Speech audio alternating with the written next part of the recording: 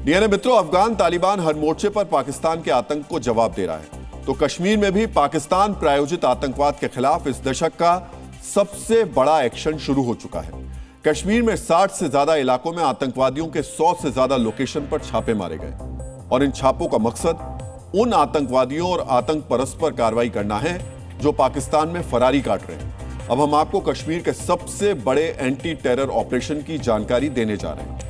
इस कार्रवाई के तहत सबसे ज्यादा छापे कश्मीर के गांदरबल जिले में मारे गए। गांदरबल में आतंकी गतिविधियों से जुड़े 76 लोगों के 59 ठिकानों पर छापेमारी की गई। गांदरबल के साथ साथ श्रीनगर, कुलगाम, शोपिया, बडगाम और कुपवाड़ा में भी छापेमारी की गई। इस कार्रवाई में जम्मू कश्मीर पुलिस समेत इंटेलिजेंस एजेंसियां भी शामिल हुई। कुछ इलाकों में छापेमारी के दौरान कासो यानी कॉर्डन एंड सर्च ऑपरेशंस भी किए गए। कश्मीर से पहले जम्मू के राजौरी में भी इसी किस्म की छापेमारी को अंजाम दिया गया था। दरअसल इस किस्म की कार्रवाई का मकसद उन आतंकवादियों की संपत्ति और संपर्कों पर शिकंजा कसना है जो सालों से पाकिस्तान के कब्जे वाले कश्मीर में छिपे हुए हैं और वहीं से कश्मीर में टेरर प्रोपेगेंडा चला रहे हैं, कश्मीर के नौजवानों को आतंक की भट्टी में झोंक रहे हैं। अब हम आपको उन आतंकवादियों की प्रोफाइल बताने जा रहे हैं जिनकी संपत्तियों और संपर्कों पर कार्रवाई की गई है। इस लिस्ट में पहला नाम है फयाज अहमद खान। फयाज हिजबुल मुजाहिदीन का आतंकवादी है। गांदरबल में इस आतंकी पर 2021 से मुकदमे दर्ज है। दूसरा आतंकी है फारूक अहमद राठेर।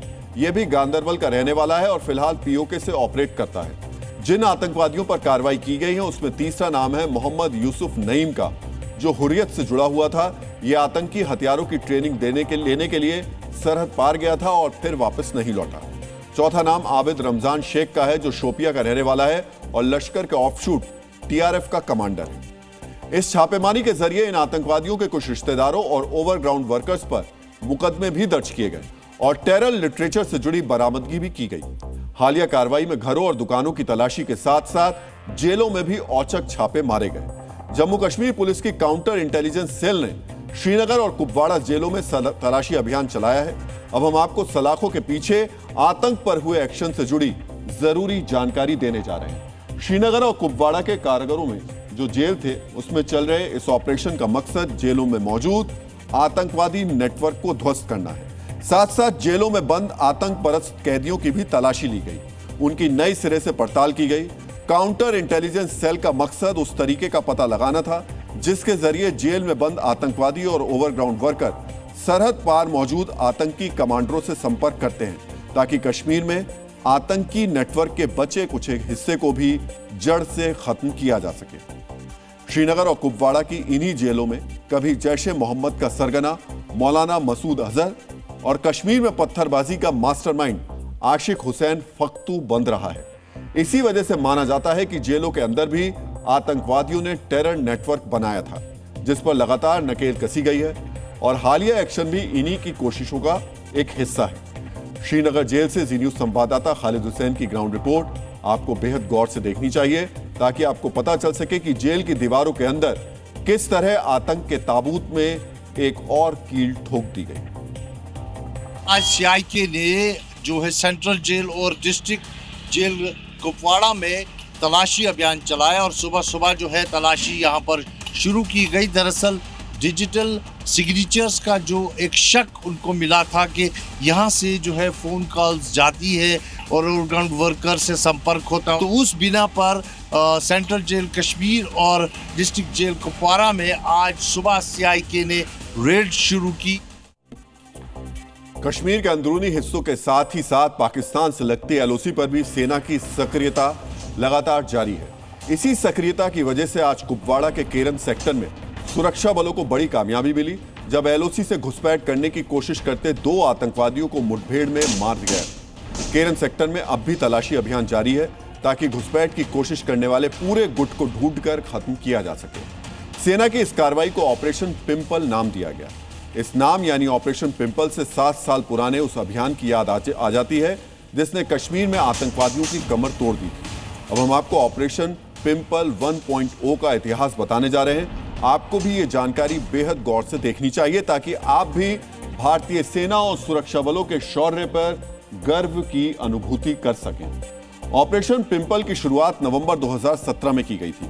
इस ऑपरेशन का मकसद था हिजबुल मुजाहिदीन की पूरी टेरर कमांड को खत्म करना। नवंबर 2017 में सबसे पहले हिजबुल का पुलवामा डिस्ट्रिक्ट कमांडर अब्दुल कयूम नजर मारा गया। उसके बाद आईईडी एक्सपर्ट कहे जाने वाले मुफ्ती वकास एनकाउंटर में ढेर कर दिया गया। बुरहान वानी के बाद हिजबुल की कमान संभालने वाले समीर टाइगर को भी इसी ऑपरेशन के दौरान 2018 में मार गिराया गया। एक महीने बाद आतंकी रियाज नाइकू का करीबी सद्दाम पाडुर भी इसी ऑपरेशन के तहत मुठभेड़ में मारा गया। यानी इस एक ऑपरेशन ने हिजबुल मुजाहिदीन की ऐसी हालत कर दी थी कि आज तक कश्मीर में हिजबुल मुजाहिदीन को नया कमांडर नहीं मिल पाया। खूंखार आतंकवादियों का खात्मा किया जा चुका है। अब निशाना आतंकवादियों के मददगार यानी ओवरग्राउंड वर्कर्स और उनके आतंक परस्त रिश्तेदारों पर है। इस एक्शन का एक ही मकसद है, कश्मीर में आतंकवाद से जुड़े नासूर पर पूर्ण विराम लगाना, ताकि विवादी को उसकी असली पहचान यानी धरती की जन्नत वापस मिल सके। डीएनए मित्रों, आतंकवाद के खिलाफ सुरक्षा बलों की कार्रवाई में आज एक और चौंकाने वाला खुलासा हुआ। जम्मू कश्मीर पुलिस ने यूपी के सहारनपुर से अदील अहमद नाम के संदिग्ध को पकड़ा था। आज पता चला अदील अहमद के लॉकर से पुलिस ने AK-47 बरामद की है। अब पुलिस अदील अहमद से जुड़े इस हथियार की जांच कर रही है ताकि पता चल सके क्या इस AK-47 का इस्तेमाल किसी आतंकी हमले में किया गया था या फिर आतंकवादियों को सप्लाई करने के लिए अदील अहमद ने यह हथियार अपने लॉकर में छिपाकर रखा था। अदील अहमद पेशे से डॉक्टर है और कश्मीर के अनंतनाग का रहने वाला है। 28 अक्टूबर को श्रीनगर में जैश से जुड़े पोस्टर मिले थे, जिनकी जांच की गई तो पता चला ये पोस्टर अदील अहमद ने लगाए थे। इसी आधार पर पुलिस ने सहारनपुर से अदील अहमद को गिरफ्तार किया था। किसको अच्छा कर्म माने और किसको बुरा कर्म माने, धर्म किसके लिए है, अगर ये पकड़ लिया तो धर्म क्या है ये अपने आप साफ हो जाएगा। क्या आप भी सहमत हैं कि कर्म ही धर्म है?